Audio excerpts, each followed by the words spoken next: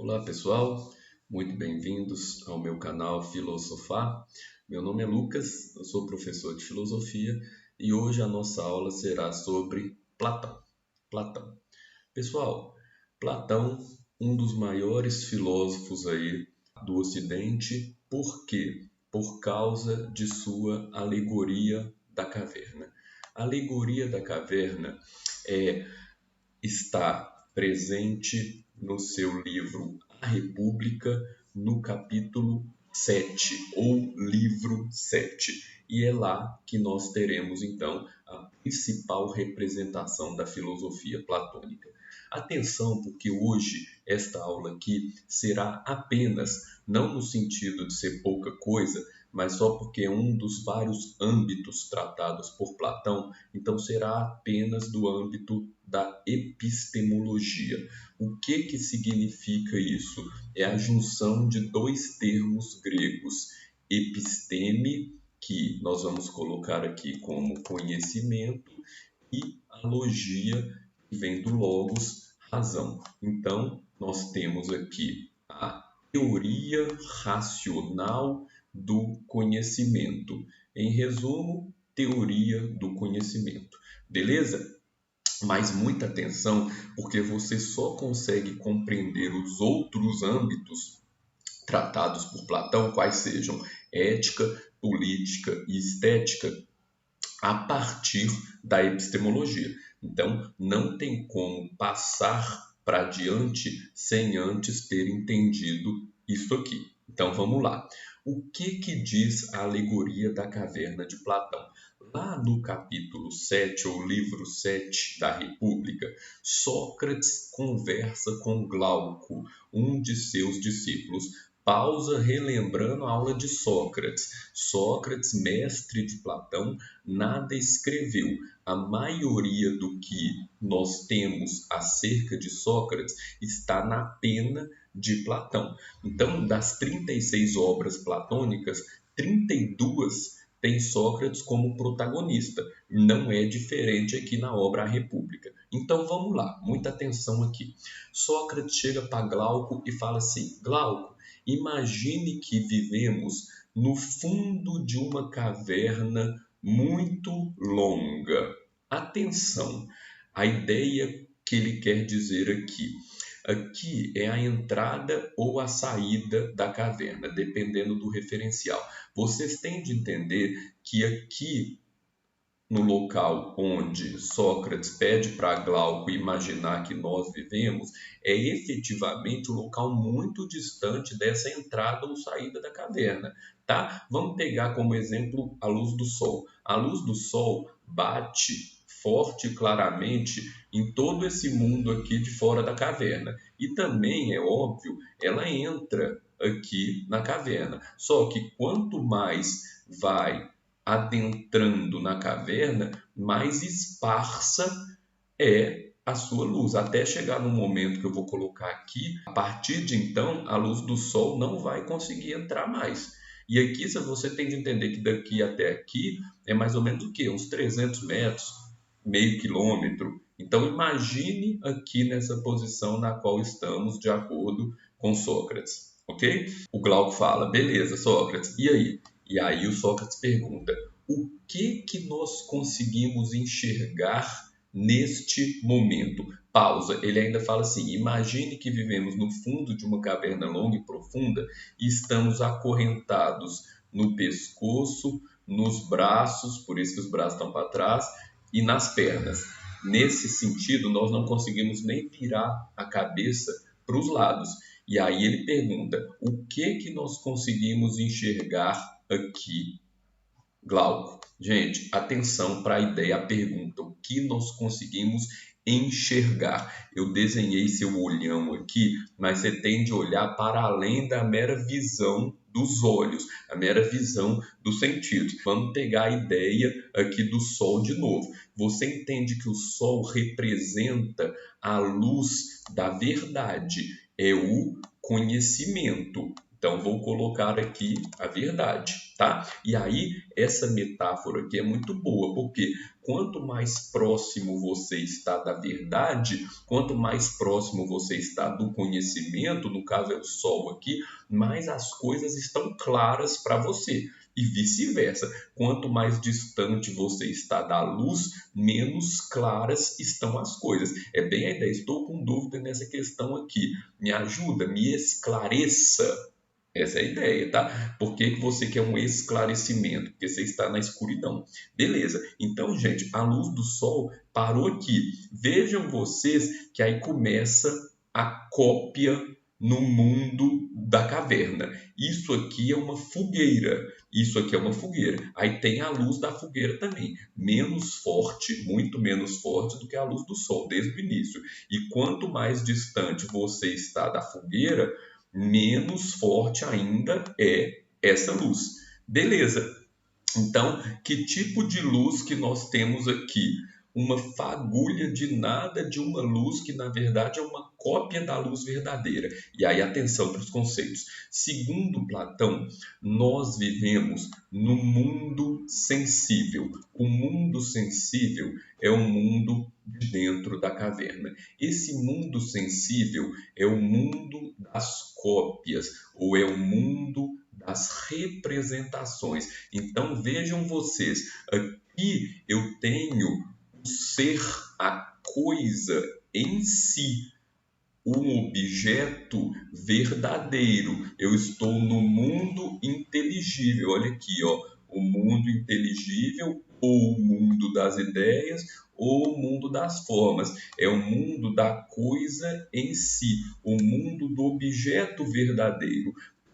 E aí eu tenho o mundo da verdade, da luz. Aqui de cara eu já tenho a cópia da verdade, uma pseudo-verdade. Aí aqui a fogueira vem, bate nesse objeto. O que é esse objeto aqui? Esse objeto é a cópia da coisa em si. Olha só, a árvore verdadeira e a cópia. E aí, o que nós estamos enxergando aqui? Que é a pergunta do Sócrates para Glauco. Veja que o que nós estamos enxergando aqui é a cópia? Não, pessoal, é a cópia da cópia, porque essa fogueira que, de novo, é a cópia da luz verdadeira, está batendo na cópia do objeto em si, e o que nós estamos enxergando é a sombra dessa cópia por meio da fogueira, que é a cópia da luz. Ok? Então, olha o nosso nível de ignorância aqui. É absurdo. Eu vou colocar que estamos no nível 0 e precisamos chegar no nível 100. 100. Ok? Então, qual que vai ser a resposta de Glauco? O que nós enxergamos, Glauco? Ora, Sócrates, praticamente nada. Um borrão. Porque, de novo, pela última vez, aqui está um breu danado. É muita escuridão. De novo, luz, escuridão. Então, estamos no grau máximo de ignorância. Então, quando nós enxergamos isso aqui, nós basicamente enxergamos só um borrão, um rabisco, e temos de fazer um esforço hercúleo para tentarmos enxergar o que está aqui. E a gente fala, é uma árvore. Mas esse conceito de árvore que nós temos é meramente um conceito imaginativo. É um conceito imaginativo que o Platão vai chamar de icásia. Icásia. Gente, então é muito importante que nós entendamos essa icásia. Onde que ela está aqui, ó? Conhecimento imaginativo. Icásia em grego é a imaginação. Nós estamos tão carentes da razão que, na verdade, nós usamos só a imaginação para responder o que é tal coisa. Então vejam vocês que para Platão, imaginação não é algo bom no que diz respeito à teoria do conhecimento. Ah, Lucas, mas a imaginação pode me auxiliar a adquirir conhecimento. Para Platão não pode. Para Platão não pode. Então, nós já devemos entender que para Platão só existe um caminho para você conseguir sair da ignorância para o conhecimento. Você só consegue fazer isso por meio da razão. Razão. Está aqui, ó, gente. Ó, razão. Devemos, por meio da razão, atingir o mundo inteligível.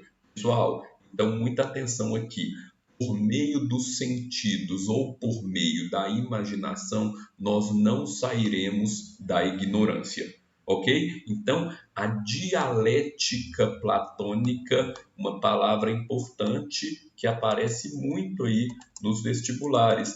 O que eu vou colocar como dialética aqui? Como caminho. Okay? A dialética platônica, ela ocorre única e exclusivamente por meio da razão. Razão. Então, confie nos seus sentidos aqui. Eu estou vendo isso aqui, então essa é a verdade. Isso não vai te levar a lugar algum. Tá bom, continua a conversa entre Sócrates e Glauco. E aí, Glauco, lembrando que é o método socrático, né? O Sócrates vai perguntando para seu interlocutor. E aí, Glauco, o que nós temos de fazer para sairmos dessa condição aqui triste? E aí o Glauco fala: ora, Sócrates, devemos questionar, devemos buscar o conhecimento, devemos raciocinar logicamente, ou seja, fazer filosofia. Quanto mais assim o fazemos, mais as amarras, os grilhões, as prisões do nosso ser irão sumir. Então a ideia aqui é muito bonita, né? Qual que é a maior prisão do ser humano? A ausência de conhecimento. Ignorância. Aí você vai questionando cada vez mais, aí seus grilhões vão sair do pescoço, dos braços, das pernas, você vai conseguir olhar para um lado, para o outro, para trás, aí um belo dia você vai ver, vai subir esse murinho que você viu que tinha atrás de você e você vai chegar nessa situação aqui. Quando você chega nessa situação aqui, ó, seu olho aqui, você já vai conseguir olhar para cá. E aí você fala assim: cacete, olha só, eu fiquei anos, talvez décadas, achando que isso aqui era o conhecimento e agora eu consigo perceber que, na verdade, isso aqui é o conhecimento. Você já tem, vou colocar que você aqui está no degrau 20 de conhecimento, lembrando que é do 0 até o 100.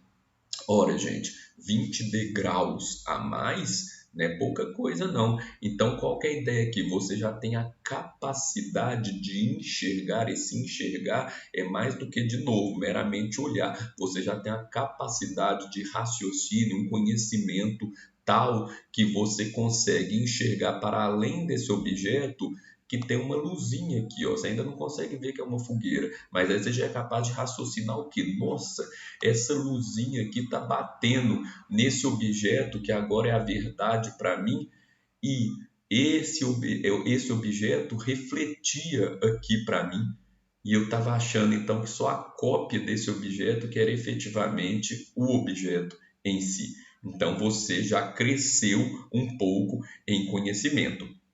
E aí, galera, nós temos duas opções neste momento. Ou nós paramos aqui e nos tornamos essa pessoa, ou nós vamos continuar. Como nós estamos dando aula de filosofia aqui, nós vamos continuar, mas é importante que nós entendamos quem que é essa figura aqui. Essa figura, gente, pode muito bem ser tomada como os sofistas. Lembrando que os sofistas são as pessoas que vão discutir com Sócrates e também com Platão e Aristóteles. Platão, discípulo de Sócrates, e Aristóteles, discípulo de Platão. Qual que é a ideia dos sofistas? Os sofistas são mestres da retórica e assim, por meio desta habilidade de persuasão, de falar bem, conseguem projetar pseudo-verdades para muitas pessoas e essas muitas pessoas acreditam nessas pseudo-verdades, ok? Isso é muito interessante você pensar na nossa atualidade. Imagine aqui políticos e aqui propaganda eleitoral. Você basicamente, com dinheiro e uma boa lábia, você cria uma pseudo-realidade projeta para os eleitores enxergam, acham maravilhoso, vai lá, vota nesses candidatos e acha que o mundo, o Brasil, vai melhorar, ok? Bom, mas nós aqui estamos tratando de filosofia, lembrando que todos esses caras na antiguidade não consideram sofistas filósofos, então nós não vamos pensar pequeno e pararmos enquanto sofistas. Vamos continuar. A próxima parada vai ser aqui, que eu vou chamar de degrau 80. Gente, isso aqui é muitíssimo interessante, porque a ideia é a seguinte: qual que é a dificuldade do ser humano de sair da caverna? Não é vir daqui até aqui. Porque vir daqui até aqui, ou seja, subir 20 degraus, 9 de cada 10 pessoas conseguem. O problema é quando nós paramos aqui, ó. E aqui nós vamos chamar de, nós não, né? Platão. Platão vai chamar de conhecimento dos objetos naturais, ou istis. Olha aqui, ó. Conhecimento dos objetos naturais. E aí, muita atenção, gente, porque aqui vai ser uma crítica que vai perdurar praticamente durante toda a história da filosofia ocidental. Aqui, efetivamente, não há mais apenas imaginação. Aqui há, sim, uma crença muito forte de que isso é a verdade, porque eu estou enxergando agora. Agora eu não estou enxergando mais a cópia, a projeção de algo numa parede. Eu estou conseguindo efetivamente enxergar o objeto concretamente. Então, esse é um tipo de conhecimento empírico, um conhecimento sensível. Olha aqui, ó, mundo sensível. E por isso é muito difícil nós sairmos daqui, porque nós tendemos a confiar muito nos nossos sentidos, ok? Mas fazendo um paralelozinho aqui com relação a outras questões, a ideia é: nós estamos numa condição muito ruim em algum aspecto, sei lá, estou me alimentando muito mal, estou com um corpo muito pouco saudável, então vou fazer dieta. Aí eu faço dieta durante uma semana, então basicamente eu saio daqui para cá. Um mês, 6 meses.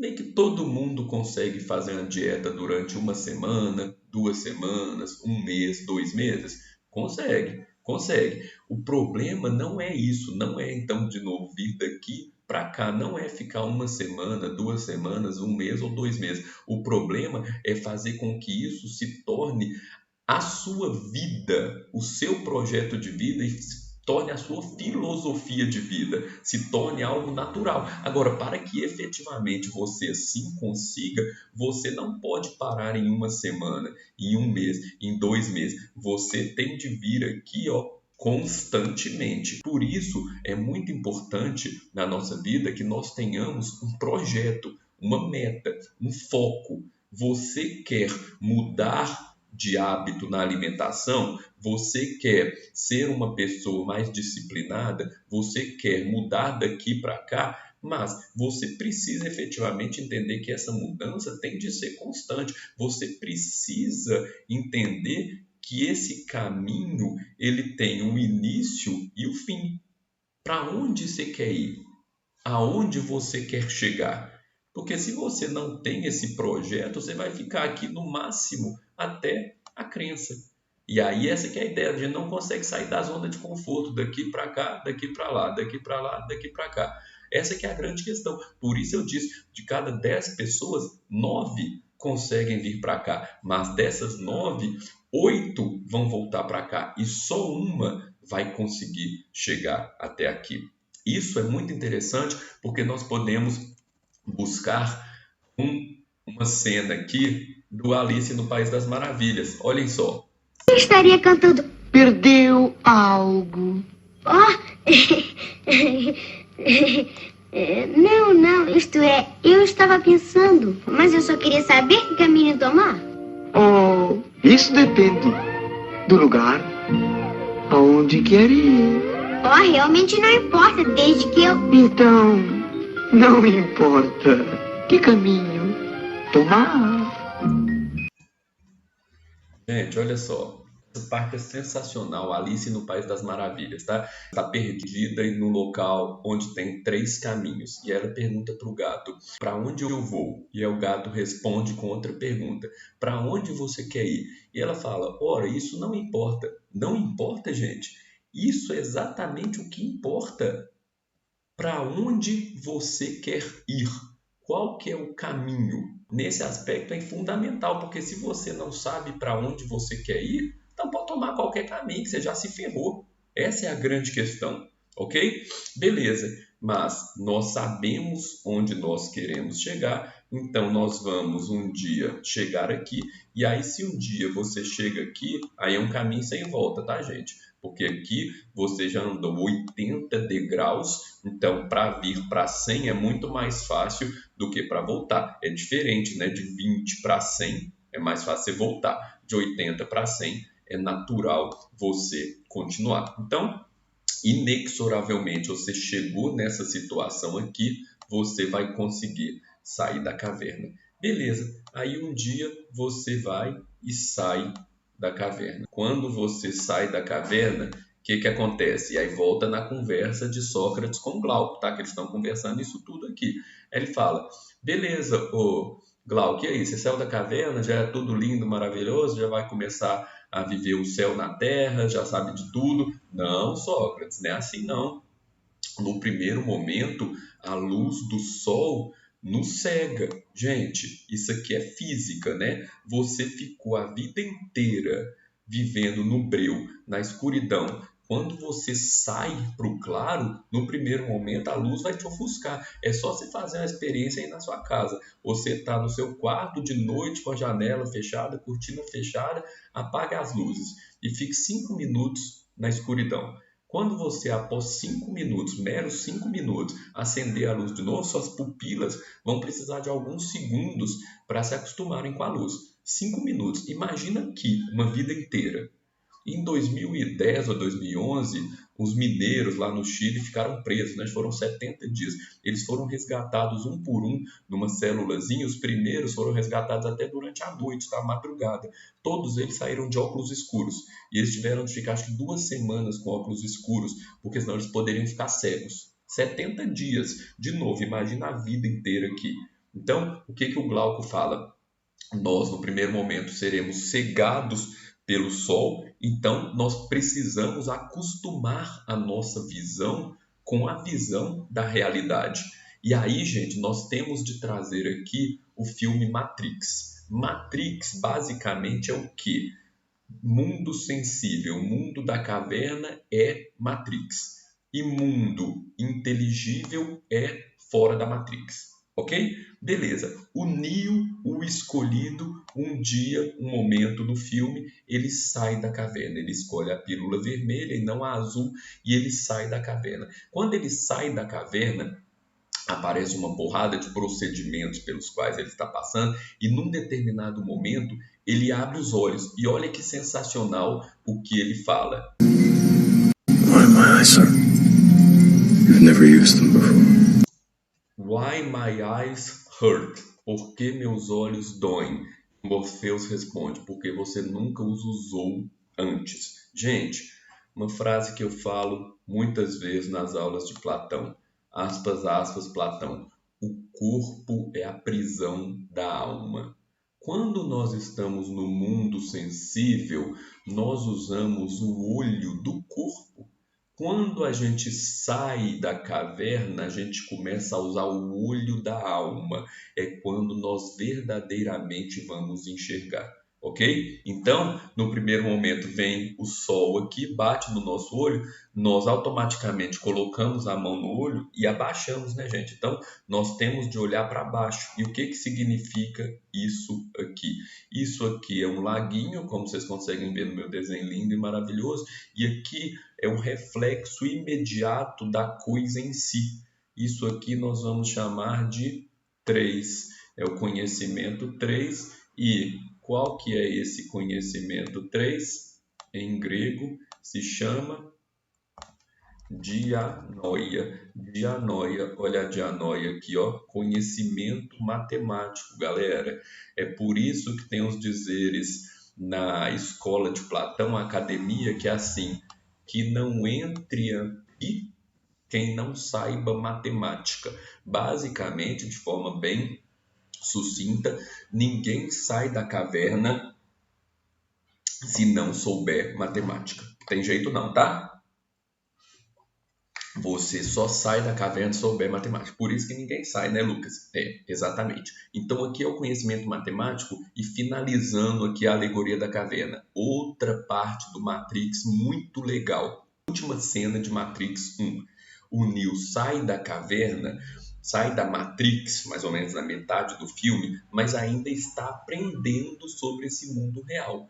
E aí, na última cena, ele consegue, de algum modo, enxergar isso aqui. Qual que é a ideia do conhecimento matemático? Nós acostumamos a visão com aqui, e aí, inexoravelmente, nós iremos chegar ao 4, que é o conhecimento pleno, que é a noesis. Aqui, ó, 4.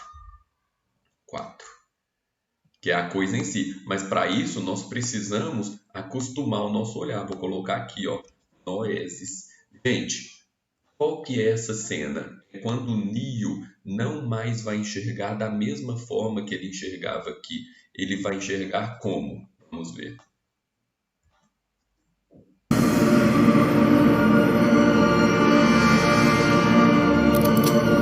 Não.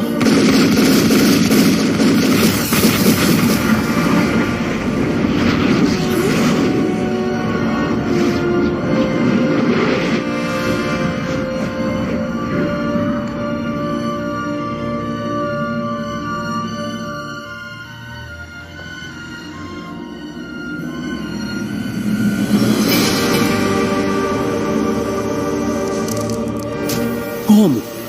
Ele é o escolhido.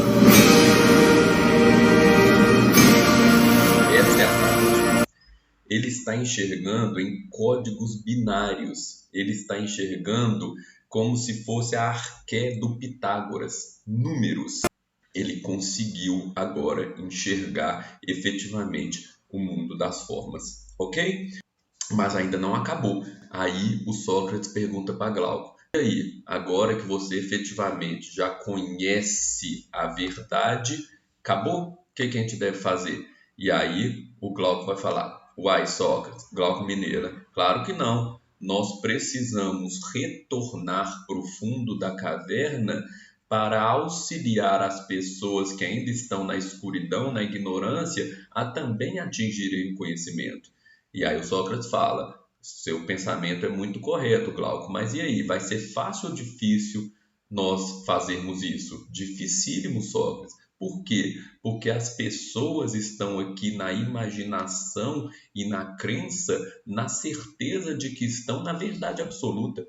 Então, por mais que nós voltemos aqui e falemos com elas, venham para cá, vocês estão no limbo, vocês estão na coisa errada, na escuridão, eles não vão acreditar em nós e vão brigar conosco. Gente, nós temos 2 exemplos, pelo menos, na história da humanidade, de pessoas que supostamente vieram daqui para cá e tomaram ferro. A primeira é o próprio Sócrates. Sócrates chega e fala: vocês estão vivendo um mundo sofístico, da pseudo-verdade, vem comigo. Condenado e morto. 4 séculos depois, quem chega e fala: vocês estão vivendo na mentira, no profano, nos prazeres, vem comigo. JC, Jesus Cristo, condenado e morto. Condenado e morto.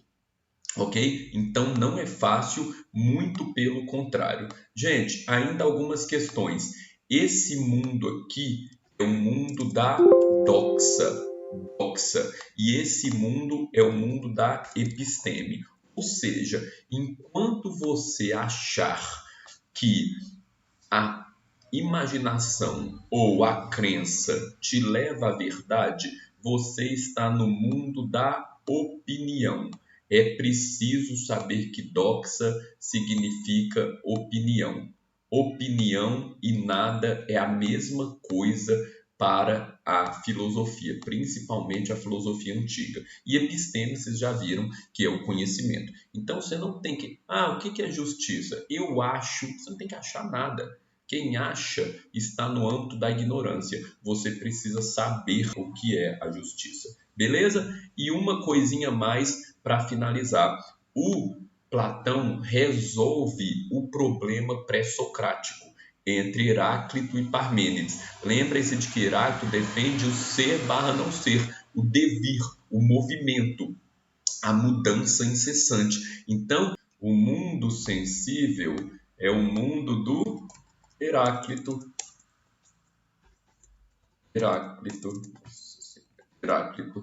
Por quê, Lucas? Ora, quando você está aqui na ignorância, isso aqui é o seu ser. Aí você sobe um pouquinho, aí isso aqui se torna o seu ser. Isso aqui se tornou o não ser. Sim, uma mudança. Agora, quando você sai da caverna, aqui só pode ser o mundo do Parmênides. Por quê? Porque aqui é só o ser imutável. Ok? Beleza? Vocês podem ver de forma um pouquinho mais organizada a mesma coisa aqui, ó. Vou colocar isso aqui, é a saída da caverna. Aqui é o fundo da caverna. Ó, eicásia, a imaginação, lá no fundo do fundo. Pistes, a filodoxia, amigo da opinião, é o mundo da doxa, conhecimento de opinião, o mundo da cópia, o mundo das sombras. Aqui o mundo das ideias, a dianoia, que é o laguinho, depois a noesis, que é o conhecimento filosófico, ou seja, quem sai da caverna é o filósofo, e aí você atingiu a episteme, que é o conhecimento verdadeiro. Beleza, pessoal? Essa é a ideia, essa é a nossa aula da epistemologia platônica. Agora, vamos então fazer um exercício. Olha só, vamos lá. Enem 2012. Qual que é a primeira coisa que a gente faz na questão do Enem? Ver quem que é a pessoa que escreveu o texto. Não sei quem que é Zingano. Vou para o título. Platão e Aristóteles. Ora, Platão e Aristóteles já tem de vir à minha cabeça um conceito sobre ambos. Nesse caso aqui vai ser só sobre Platão, nós vamos ver. Para Platão, o que havia de verdadeiro em Parmênides... Opa, atenção, aqui apareceu uma outra coisa aqui, hein? Parmênides também apareceu na nossa questão. É importante lembrar o que esse cara defende. Era que o objeto de conhecimento é um objeto de razão e não de sensação. Razão, né? O que o Parmênides defende é a razão. E era preciso estabelecer uma relação entre objeto racional e objeto sensível ou material, que privilegiasse o primeiro em detrimento do segundo. Então, o primeiro é o objeto racional. É isso que o Parmênides defende. Lenta, mas irresistivelmente, a doutrina das ideias se formava em sua mente. O texto faz referência à relação entre razão e sensação. Vou colocar aqui de novo. Razão e sensação. Um aspecto essencial da doutrina das ideias de Platão. De acordo com o texto, como Platão se situa? Pausa, aí a gente já vai lembrar. Como é que Platão se situa? Olha aqui, ó. Só a razão nos leva ao conhecimento. E o Parmênides está aqui, ó. Se você lembrou disso aqui, gente, acabou a questão, né? Vamos ver. Estabelecendo um abismo intransponível entre as duas. Gente, se tiver abismo intransponível, ninguém sai da caverna. Então tá errado. Privilegiando os sentidos. Já parei de ler. Você viu que Platão não privilegia os sentidos, tampouco Parmênides.